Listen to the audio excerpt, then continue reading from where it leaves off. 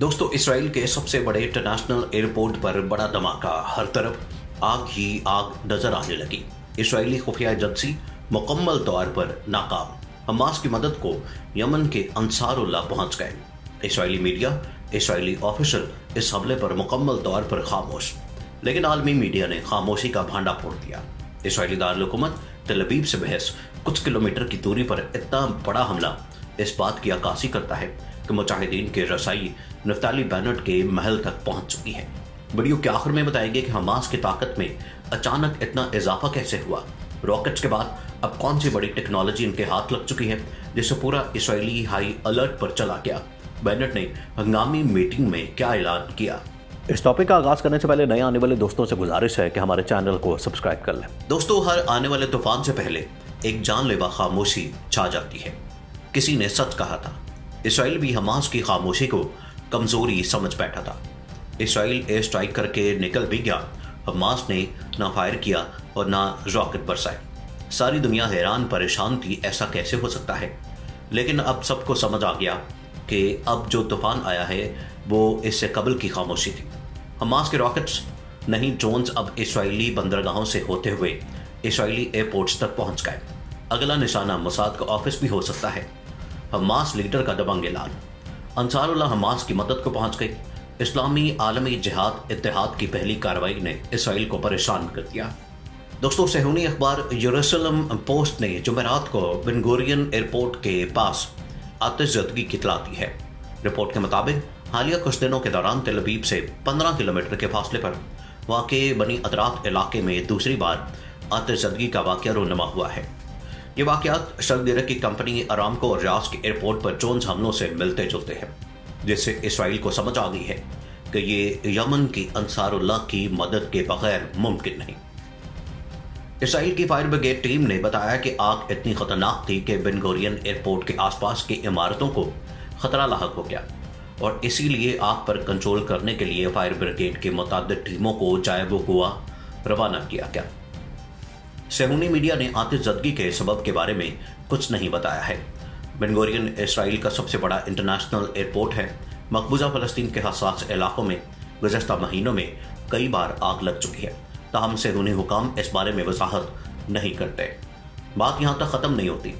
पूरी दुनिया ने देखा कि मई में इसराइल ने फ़लस्तीन को जिस जंग में झोंका और मासूम बच्चों की जिंदगियों से खेला, उसमें दुनिया के तमाम ममालिक ने इसराइल के इस एक्शन के खिलाफ आवाज उठाई। मुस्लिम ममालिक के साथ मिलकर इन तमाम ममालिक ने जो इंसानियत को अव्वल दर्जे पर रखते हैं, उन्होंने इसराइल की मुखालफत की थी। इसराइल की मुखालफत करने वाले ममालिक में एक मुल्क रूस भी था। प्यूटन ने बाकायदा इसराइल के खिलाफ जंग का ऐलान भी कर दिया था।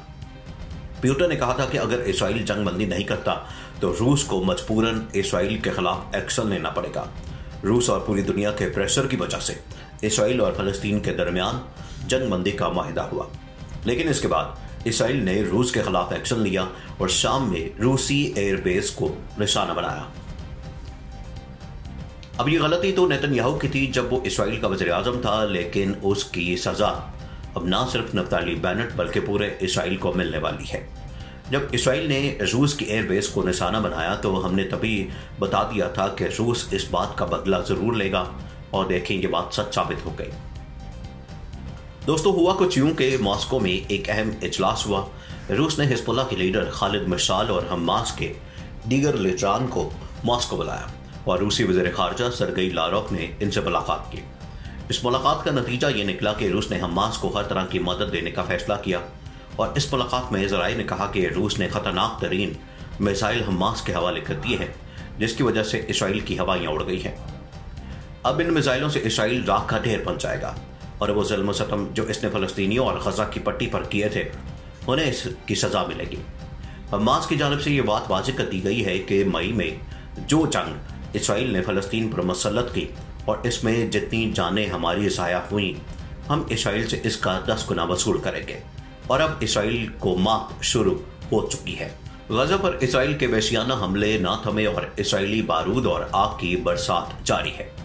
गजा में गुज़श्ता रात इसराइल ने 30 फ़िज़ाई हमले किए, जिसके नतीजे में शोहदा और ज़ख्मियों की तादाद में इजाफा हो गया, जबकि इसराइली फौज ने लेबनान के जनूबी इलाकों पर भी शेलिंग की। آپ کو بتاتے چاہیں کہ مئی کے مہینے میں بھی 12 روز تک اسرائیل نے فلسطینی علاقوں پر آگ اور خون کی ہولی کھیلی، جس کی وجہ سے رہائشی عمارتوں اور میڈیا دفاتر کے بعد اسپتال، امدادی اداروں اور یونیورسٹیز کی عمارتوں کو بھی نہ چھوڑا۔ گزشتہ رات اسرائیلی بمباری سے غزہ کی واحد کووڈ-19 ٹیسٹنگ لیبارٹری قطری ہلال احمر کا دفتر بھی تباہ ہو گیا، جبکہ اسرائیلی بمباری سے غزہ ملبے کا ڈھیر بن گیا۔ اسرائیلی بمباری سے 60,000 کے قریب فلسطینی دربدر ہو گئے اور اب تک 200 سے زائد فلسطینی شہید ہو چکے ہیں، جن میں 61 بچے اور 36 اور بھی شامل ہیں۔ غزہ میں اسرائیلی حملوں میں زخمیوں کی تعداد 1500 تک جا پہنچی ہے۔ تباہ عمارتوں کے ملبوں سے زخمیوں اور لاشوں کو نکالنے کا سلسلہ جاری ہے، اور وہیں مسلسل دھماکوں اور تباہی سے بچوں پر شدید نفسیاتی اثرات سامنے آئے ہیں۔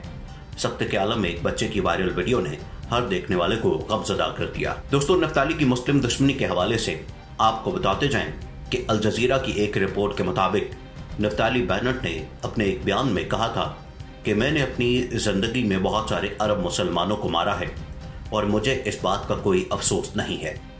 صرف یہی نہیں کہا اس نے۔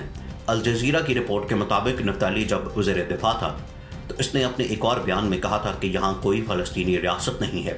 نفتالی نے کئی بار مسجد اقصی کو شہید کر کے وہاں پر تھرڈ ٹیمپل بنانے کا اعلان کیا، لیکن تب وہ وزیر دفاع تھا۔ اسرائیل اور فلسطینی تنظیم حماس کے درمیان جنگ بندی ہو چکی ہے، لیکن اس جنگ بندی سے 11 دن جاری رہنے والی جارحیت کے دل دہلا دینے والے مناظر ذہنوں سے نہیں بھلائے جا سکتے کہ اب ایک بار پھر اسرائیل نے غزہ کی پٹی کو لہو لہان کر دیا ہے۔ گزشتہ ماہ جاری رہنے والی 11 دنوں کی جنگ میں اسرائیل کی جانب سے پناہ گزینوں کے کیمپوں پر بھاری بمباری کی گئی۔ میزائل حملوں میں معصوم دودھ پیتے بچے تک جاں بحق ہو گئے۔